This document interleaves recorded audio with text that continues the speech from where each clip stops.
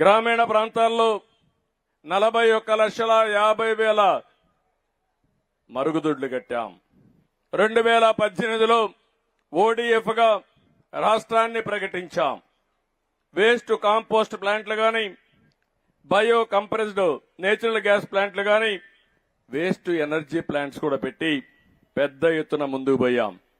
గ్రామ పంచాయతీల్లో 9,838 solid waste processing సెంటర్లు ఏర్పాటు చేస్తే నాకైతే ఎంత కోపం వస్తుందంటే వైఎస్ఆర్ కాంగ్రెస్ పార్టీ చెత్తంతా తీసిపోవడం అనేసి ఆ షెడ్లకి సొంత కలర్లు వేసుకున్నారు.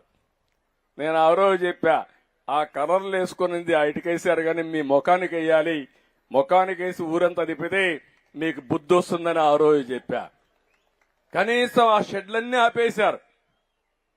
ఒక ఉదాత్తమైన పర్పస్ కోసం పెట్టాం.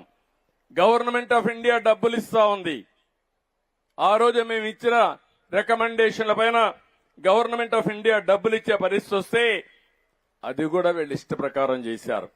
ఆ రోజు Visakhapatnam, Vijayawada, Guntur 2 energy to waste అంటే వేస్ట్ నుంచి కరెంటు ఉత్పత్తి చేసే ప్లాంట్స్ పెట్టాం. అవి 2 మాత్రం పనిచేస్తున్నాయి.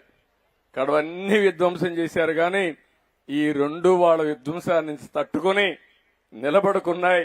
ఆ 2 పనిచేస్తున్నాయి. ఇప్పుడు మా మంత్రిని అడిగాను, భవిష్యత్తులో చెత్త రోడ్డు మీద ఉండడానికి వీలు లేదు, అవసరమైతే ఎన్ని ప్లాంట్లు పెట్టాలి, ఎంత ఖర్చు అవుతుంది, మామూలుగా చెత్త నుంచి కరెంటు తీయాలంటే కొంచెం ఖర్చు ఎక్కువ అవుతుంది. ఆ రోజుట్లోనే ఒక యూనిట్కి 7 రూపాయలు 8 రూపాయలు ఇచ్చాం, కొన్ని 9 రూపాయలు కూడా ఇచ్చాం. అవసరమైతే ₹1 ఎక్కువైనా పర్వాలేదు, ఒక 50 మెగావాట్లు అవుతుంది.